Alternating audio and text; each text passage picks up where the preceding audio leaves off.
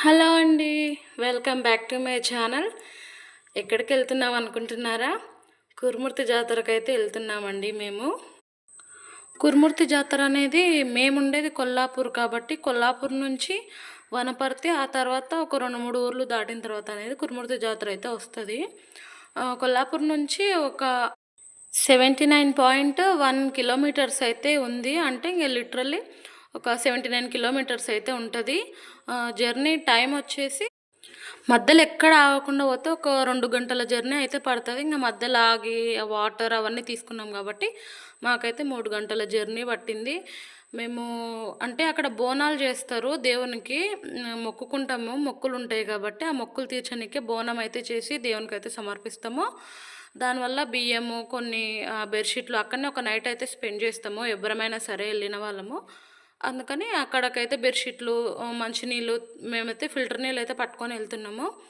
ఇంకా జర్నీ పొడుగుతా బాగా కోతులు, కుక్క పిల్లలు అన్నీ చూస్తూ కట్టెలు అవసరం, వంటకు అవసరం కాబట్టి కట్టెలు అవన్నీ తీసుకొని అయితే బయలుదేరుతున్నాము.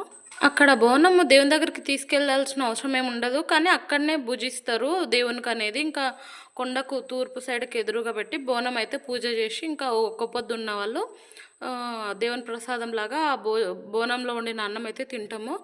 కానీ ఇంటి నుంచి మేమైతే తీసుకెళ్ళినాము పులిహోర, అట్లా ఇంకా చిన్నపిల్లలు ఉన్నారు కాబట్టి పులిహోర, చట్నీలు, మళ్ళీ అక్కడ వండుకోనికి అన్నం గిన్నెలు, ఒక అన్నం గిన్నె, ఒక కూర గిన్నె తీసుకొని అయితే ఇంకా వంట సామాన్లు ఏవైతే అవసరం ఉంటాయో అవన్నీ తీసుకొని ఇంకా పిల్లలకు సేఫ్టీ, చలికాలం ఉంటుంది కాబట్టి స్వెటర్లు అవన్నీ తీసుకొని అయితే బయలుదేరినాము. ఇక్కడ స్థల పురాణం చెప్పుకుంటే ఇది వచ్చేసి మహబూబ్ నగర్ జిల్లా అమ్మాపురం అనే గ్రామంలో ఉంటుంది కురుమూర్తి జాతర అనే ఊరు. టెంపుల్ కూడా అక్కడే ఉంటుంది. మన తిరుపతిలో ఎట్లయితే ఉంటాయో 7 కొండలు, ఇక్కడ కూడా అట్లనే 7 కొండలు ఉంటాయి. కాబట్టి దీన్ని మన మహబూబ్ నగర్ ప్రజలైతే చిన్న చిన్న తిరుపతి అని పిలుస్తారు. ఇది చాలా పురాతనమైన టెంపుల్ అని చెప్పేసి మన పెద్దవాళ్ళు అయితే చెప్తుంటారు. ఇక్కడ ఉద్దాల ఊరేగింపు అనేది చాలా ఫేమస్. అసలు ఆ రోజు చాలా మంది వస్తారు. అసలు ఏమంటారు, చాలా మంది అంటే చిన్నపిల్లలు ఉండే వాళ్ళకైతే చాలా ఇబ్బంది అవుతుంది.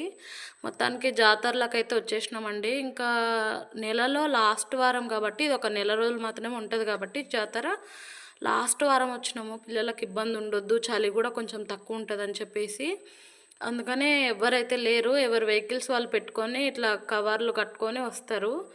ఇంకా మేమైతే దర్శనానికంటే ముందు కోనేరు దగ్గరికి స్నానాలు చేయడానికి అయితే వెళ్తున్నాము. అంతకంటే ముందు పిల్లలకి ఇక్కడ వెంట్రుకలు తీస్తామని మొక్కుకున్నాము. అందుకని చెప్పేసి ఫస్ట్ వెంట్రుకలు తీయించి ఆ తర్వాత ఇంకా కోనేట్ల స్నానం చేసి, పెద్దవాళ్ళు ఏం బట్టలు మార్చుకునే అవసరం లేదు, ఇంకా పిల్లలకు చలి పెడుతుంది కాబట్టి బట్టలు అయితే తీసుకున్నాను. ఇంకా అక్కడ పిల్లలకు బట్టలు చేంజ్ చేసేసి ఇంకా మనము దర్శనానికి అయితే వెళ్ళాలి. ఇక్కడ ఏంటంటే కోనేట్ల స్నానం చేసి అట్లా తడి బట్టలతోటి దేవుని దర్శనానికి వెళ్ళడం అనేది ఒక ఆచారం అన్నమాట.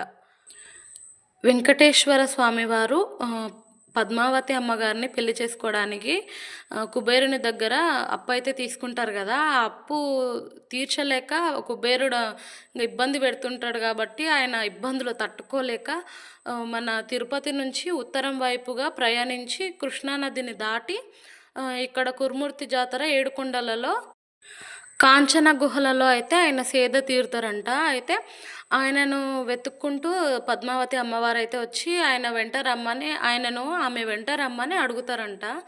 ఇంకా ఆయన కురుమూర్తిని వదిలి వెళ్ళలేక ఆయన ప్రతిరూపాలను అయితే ఇక్కడ వదిలేసి వెళ్తారంట. అప్పటి నుంచి మన తిరుపతిలో అయితే భక్తుల కోరికలు ఎట్లా తీరుస్తారో అట్లానే ఇక్కడ కూడా భక్తుల కోరికలను తీరుస్తూ వాళ్ళు ఇచ్చే కానుకలతో కుబేరుని అప్పు తీరుస్తూ ఉన్నారంట. అది ఇక్కడ మన స్థల పురాణం అంటారు కదా, అట్లా ఇక్కడ చరిత్ర చెప్తుంది. కురుమూర్తి జాతరలో ఉద్దాలు అనేవి చాలా ఫేమస్ అని చెప్పిన కదా. అవి ఉద్దాలు అంటే స్వామివారి పాదరక్షలు. వాటిని ఒక ప్రత్యేకమైన కులం వారు అయితే చేస్తారంట. అది తరతరాలుగా వస్తున్న ఆచారం అని కూడా చెప్తున్నారు. కానీ నేను వాళ్ళ పేర్లు అయితే చెప్పాలనుకోవట్లేదు.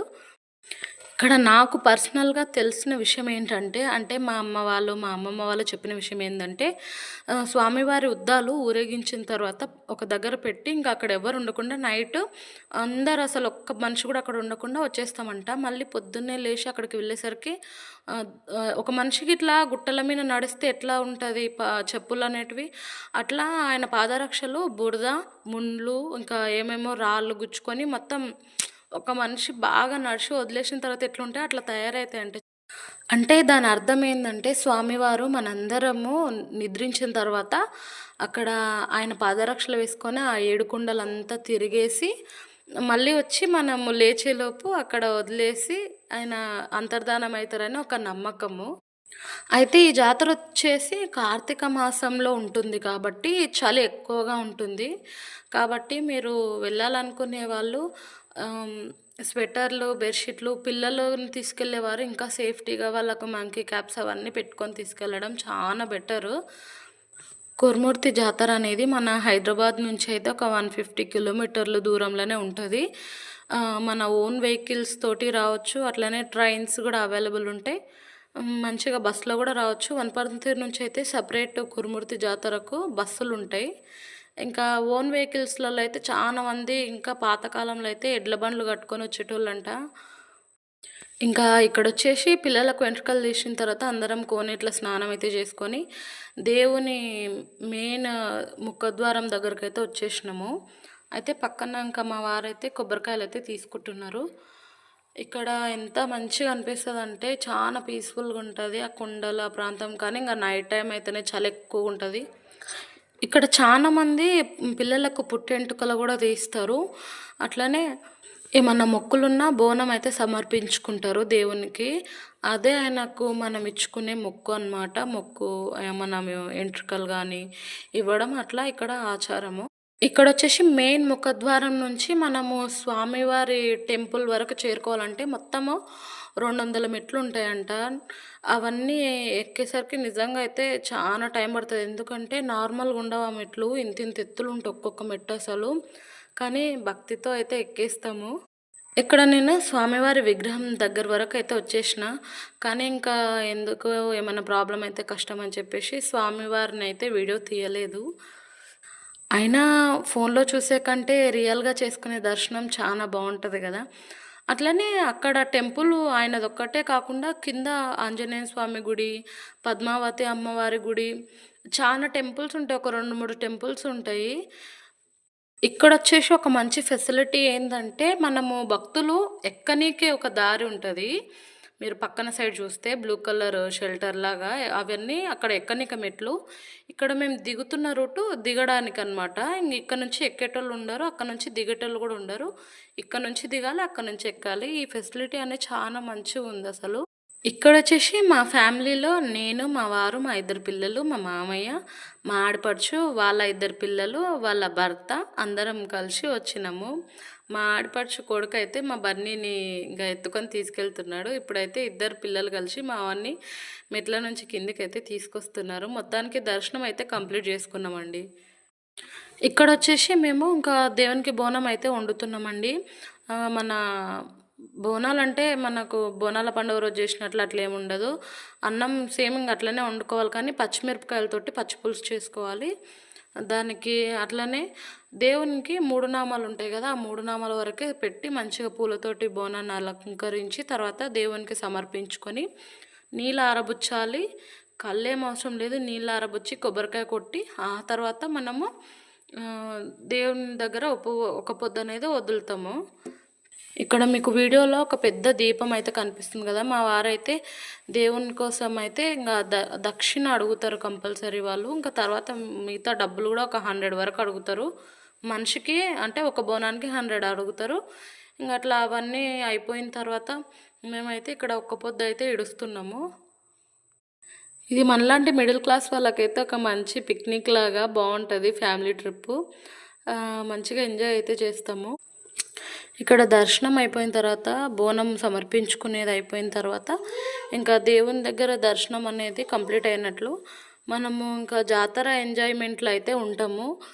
అందులో నాకు నచ్చిన కొన్ని విషయాలు ఏంటంటే ఆగండి, ఆగండి. అంతకంటే ముందు మీకో విషయం చెప్పాలి. ఇక్కడ ఒక కొండ మీద ఒక మనిషి అంత కష్టమైన కొండ మీదకెక్కి దేవుని కోసం దీపం వెలిగిస్తాడు. రోజు రాత్రి నెల రోజులు. ఇంకా ఇక్కడొచ్చేసి మేము అంతా దర్శనాలు అంతా అయిపోయిన తర్వాత మేమైతే ఈ జాతరలో ఇంకా రూ. 50 సినిమాకైతే వెళ్ళినాము. తడకలు చుట్టుముట్టు పెట్టి ప్రొజెక్టర్ పెట్టి ముందలో క్లాత్ కట్టి సినిమా అయితే వేస్తారు. మనకు రీసెంట్గా ఏ సినిమాలు అయితే ఉంటాయో అవి అయితే రూ. 50 టికెట్ తోటి మనకైతే చూపిస్తారు. మేమైతే ఈ జాతరలో కాంతార 2 మూవీకి అయితే వెళ్ళినాము. ఇంకా ఇక్కడ నాకు ఒక నచ్చిన విషయం ఏంటంటే స్టీమ్డ్ పాప్కార్న్ ఉంటుంది. అంటే ఉడకబెట్టిన మొక్కజొన్న పొత్తులు ఉంటాయి, అవి ఉప్పు కారం కలిపిస్తారు. తర్వాత ఇక్కడ మేము వచ్చేసి జాతరలకైతే వెళ్తున్నాము. నా చిన్నప్పుడు ఎప్పుడో మా అమ్మ వాళ్ళతో కలిసి వచ్చిన, అప్పుడు తర్వాత మళ్ళీ నా పెళ్ళైన కొత్తలో ఒకసారి వచ్చిన, ఆ తర్వాత పిల్లలు ఇద్దరు పుట్టిన తర్వాత 5 సంవత్సరాలకు మళ్ళీ ఇప్పుడే వస్తున్నా జాతరకైతే. అయితే నా చిన్నప్పుడు వచ్చినప్పుడైతే ఒక దొంగ అయితే నా గొలుసులు కొట్టేనికైతే చూసిండు. అట్లా మీకు చెప్తున్న విషయం ఏంటంటే ఇక్కడ జాతర ఎంత బాగుంటుందో దొంగలు కూడా అంతే బాగుంటారు. అంటే అంతమంది ఉంటారు, జాగ్రత్తగా ఉండాలి. మన సామాన్లు మనము జాగ్రత్తగా అయితే పెట్టుకోవాలి.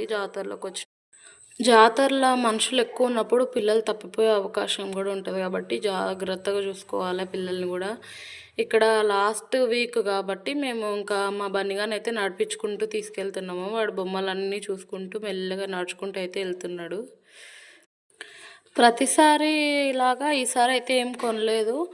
అంటే మేము మర్చిపోయినా, నేను లాస్ట్ ఇయర్ కూడా వచ్చిన జాతరకు, అప్పుడైతే చాలా వస్తువులు కొనుక్కున్నాం. క్లిప్పులు, గిన్నెలు, అంటే 100 రూపాయలకు ఒక గిన్నెలాగా ఒక షాప్ ఉంటుంది ఇక్కడ.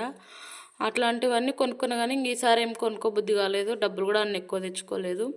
అయితే పిల్లలకి మధ్యన ఫోన్ల పిచ్చి పట్టింది కాబట్టి జాతరలో ఒక 2 ఫోన్లు అయితే తీసుకున్న పిల్లలకు. ఇంకా ఇక్కడ వచ్చేసి ఇక్కడ మా చిన్నితల్లి అయితే వాళ్ళ మేనత్తతో కలిసి జాతరలో షికార్ అయితే వేస్తుంది.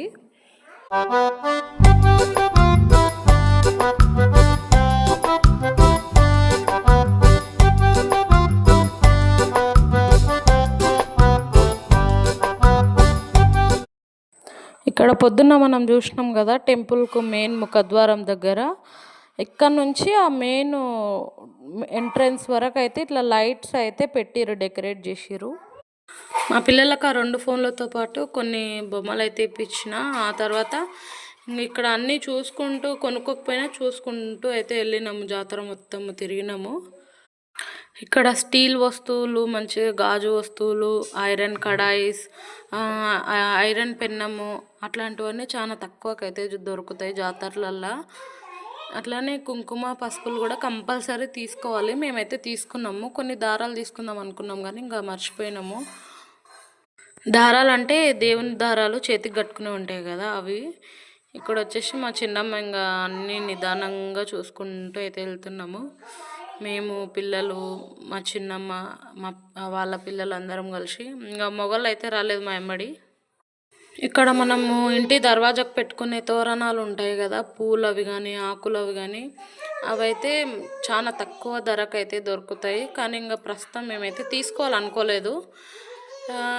ఇవైతే చూపిస్తున్నాను కదా, ఇట్లా చాలా కలెక్షన్స్ అయితే ఉంటాయి. ఇంకా పానీపూరి, ఐస్ క్రీమ్స్ అవన్నీ అమ్ముతారు. ఇక్కడ మా చిన్నమ్మ పొంగనాల పెనం తీసుకుందాం అనుకున్నది కానీ ఇంకా కొంచెం మా బడ్జెట్కు రేట్ ఎక్కువ చెప్పేసరికి తీసుకోలేదు. ఇక్కడ వచ్చేసి మా బన్నిగాడు ఒక 10 రూపాయల నోటు చేతిలో పట్టుకొని ఒక పెద్ద మనిషిలాగా జాతర మొత్తం నడుచుకుంటూ చేతి వెనకాలకు పెట్టుకొని తిరుగుతున్నాడు.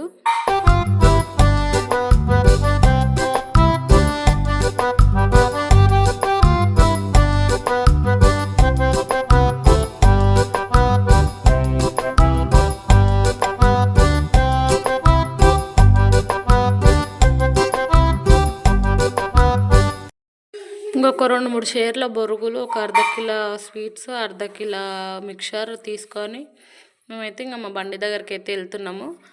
ఆ తర్వాత మేము 50 రూపాయల సినిమాకి అయితే వెళ్ళినాము. అదైతే వీడియోకి తీయలేదు కాబట్టి మీకు చూపించలేకపోయాను. ఇంతేనండి కురుమూర్తి జాతర వీడియో. అయితే నచ్చితే ఒక లైక్ చేయండి, షేర్ చేయండి, సబ్స్క్రైబ్ చేసి నా ఛానల్ని అయితే సపోర్ట్ చేయండి. ఉంటా మరి, బాయ్.